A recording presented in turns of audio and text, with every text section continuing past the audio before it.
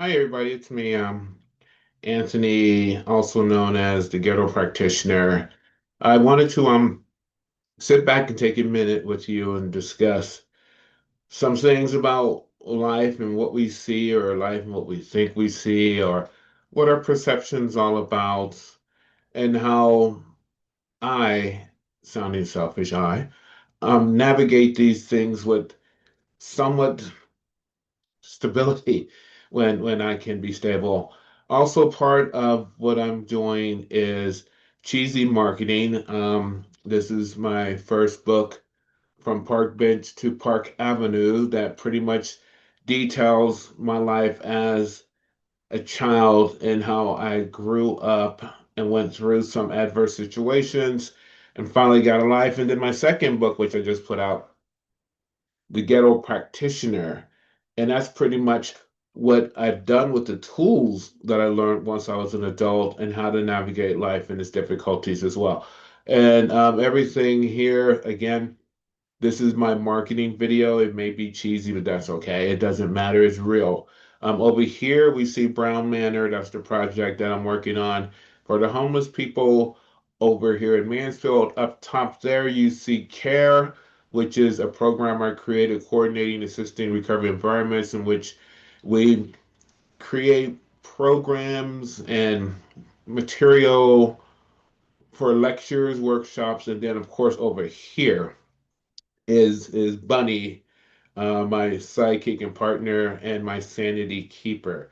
And so the combination of this environment, of course, I'm here in what I call my lab and just enjoying life as it presents itself. Because for those who do follow me or have followed me, or one day might follow me, or for those who know me, or maybe one day might want to get to know that I try to stay real. I try to stay in reality. I try to stay in the truth as much as possible.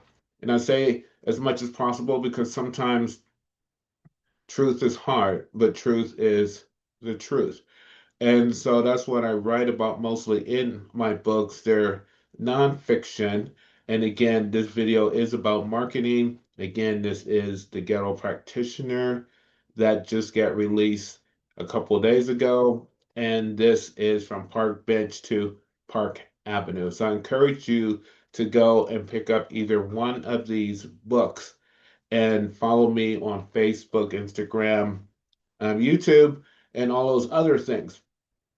What I find fascinating, and again, I just want to keep it real and discuss or talk or have conversation with just ordinary people. I'm not looking to be famous. For those who know me, know my philosophy is life is temporary, life is short. It's a little speck in this universe, and eventually I too will disappear or expire just as everyone else.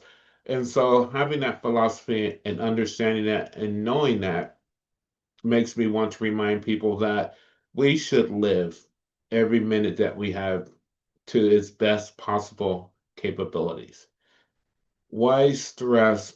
Why create drama? Why make yourself feel bad when the precious moments that we are giving doesn't get to last forever? And that's what I write about mostly. That's what I discuss mostly. That's what I want to talk to you about mostly, because these times are very interesting times, and I am not some political person. I'm a life person. I'm not leaning to one side or the other because I mean, we're all the same. If we think, feel, act, do, see, eat, sleep, breathe, we're all the same. We're all human beings. And we're all here in this thing called life, again, for a specified period of time. And so I try to encourage people to do something with this time that we're allotted that's going to lean more into the positive aspects. I know I have discussed different topics and been around different groups. I've done lectures all over the place, just expressing the main thing that we are gifted with birth. And once that occurs, comes the curse of death. Well, not necessarily curse, but just knowing that it's going to happen. It's inevitable. There's nothing we can do to stop that train once it starts on the track, once the wheels get rolling. Eventually, we're going to come to that end. Now, what you do in the middle of birth and death is solely up to you, especially as we grow through life. We're trained, we're conditioned, we learn different things on how to react to, or we learn how to respond to. We learn how to face these things in life to navigate forward to see what type of results we get. And sometimes results are bad, sometimes results are good, sometimes we like the bad, sometimes we like the good, sometimes we think the bad is good and the good is bad. Either way, all of these things is part of life. And again, this is some of the stuff that I wanted to share with you because who knows? There may be a time in which I won't be able to share openly with other individuals as I grow older. Biologically speaking, things stop to work as they used to, things stop to grow, apoptosis occur, cells start to disintegrate, and eventually all things of this life will cease to exist.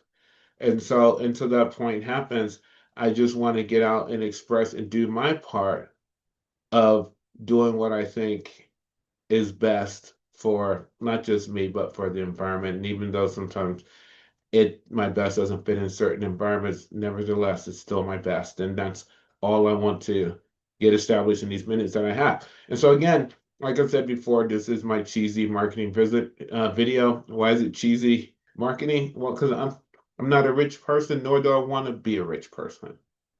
I don't. I write books again because I want to talk to people.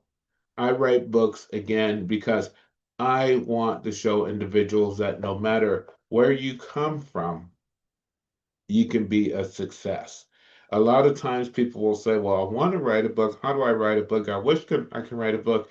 Writing a book isn't hard. All you need to do is sit down and just write. That's it.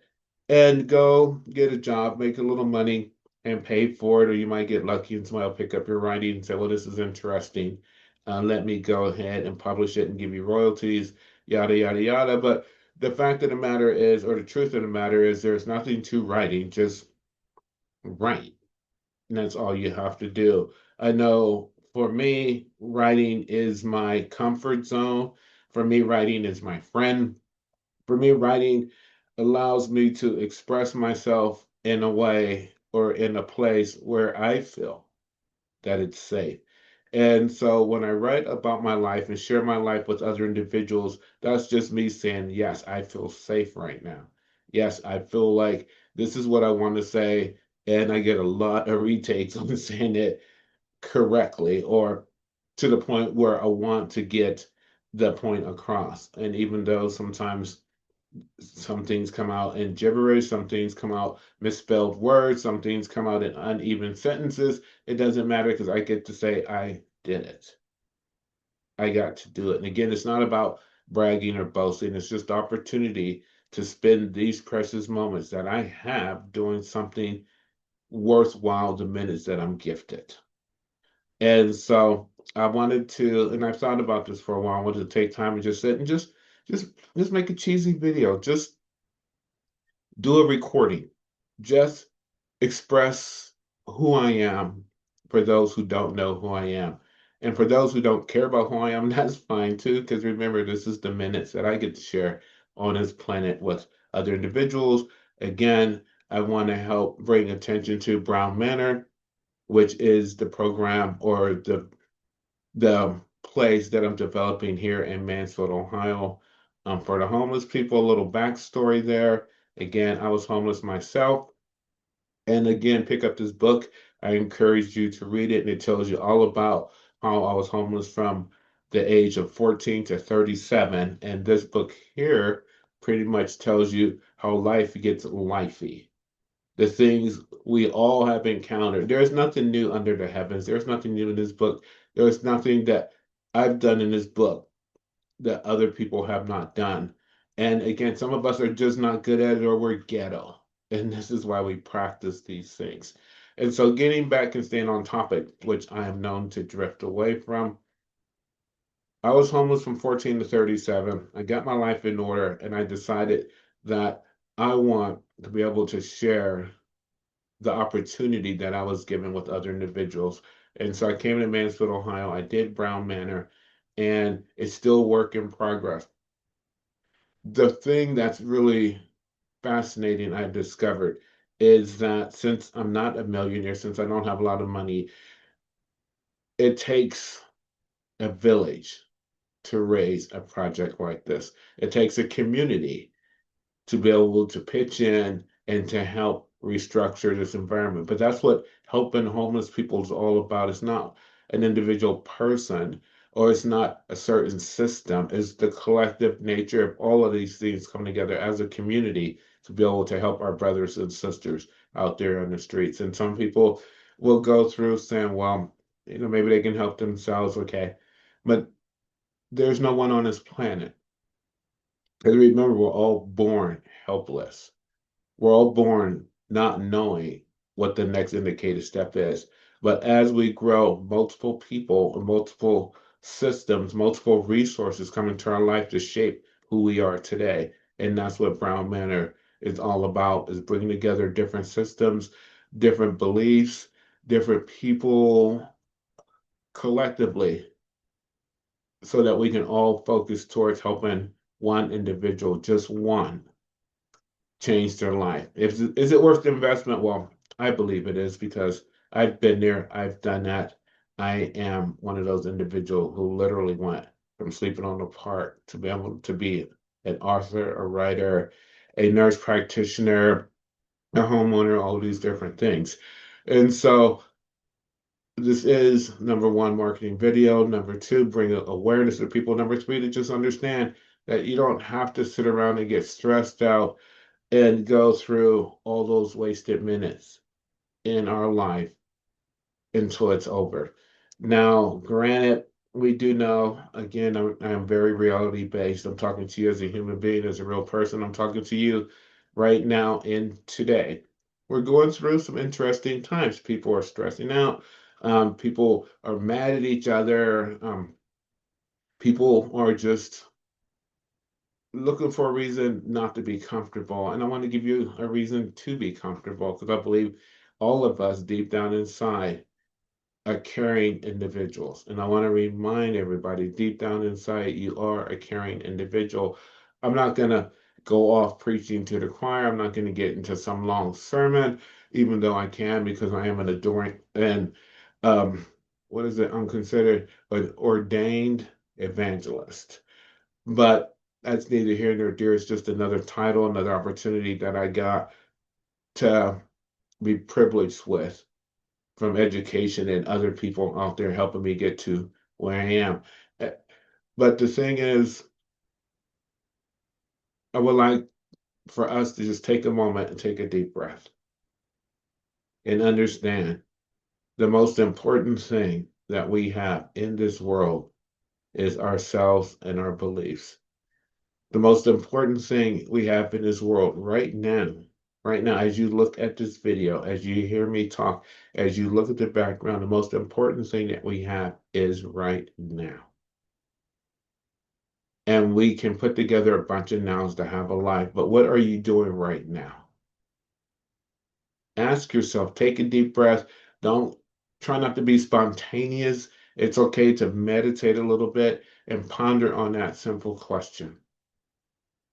What are you doing right now with this life that you are given? Are you doing something positive? Are you doing something for someone else? Are you doing something that innately allows you to feel comfortable within your own skin? Not comfortable where the point's like, yeah, I got one up on somebody, or yeah, I put that person down, but deep down and truly, because we all know what makes us feel good. We all know what is right and what is wrong. We all know that in order for us to grow, it's important that we get information from other places because we don't know everything, but always have the desire to want to learn something. So again, I am happy. I've been wanting to do this video for a long time. I've been thinking about it, and I finally got to the point where I can sit down and say, okay, I'm going to do it. I'm going to have some courage. I'm going to have some faith. I'm going to have some time, some minutes, and some opportunity to reach out to you, those who are watching this, and let you know that all things are possible if we want to make that a possibility. So, again, I like using the word again for some reason. And as I go through life, just keeping it real, I look at some of the patterns that I've established and figure out, is it working? Is it not? Do I need it? Do I not? How do I remove it? But first of all, I have to recognize that it's even there and it's not doing me any benefit for my moment. And then pick up a tool, learn a tool, or ask for some assistance. So, how can I remove this? Because my minute isn't being utilized to its best maximum capacity.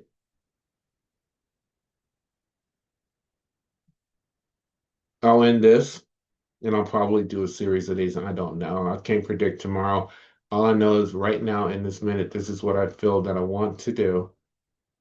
I want to talk to you about Brown Manor. I'll talk to you more about care. Of course, there's Bunny, who has a book out there, limited edition. There's only 50 of them out there. And if you want one of those, please hit me up. You can go to my website, www.anthonyhowardbrown.com. You can Google Brown Manor. You can even Google Bunny. I think his webpage is up and running. All of these different things. And I find it fascinating. I find it enlightening. I find it intriguing. I find it humorous that here I was at one point in time to the point where I was eating cheeseburgers out of a dumpster. And now I get this opportunity to not just make a video or presentation or to have a chat with you about some of the projects that I'm allowed to do, that I'm gifted to do, that I have the capacity of doing these different things. And so everybody's worth saving, everybody's worth believing in, everybody out there is worth investing our time in, including you are worth investing the time in yourself. But sometimes we just need a little practice.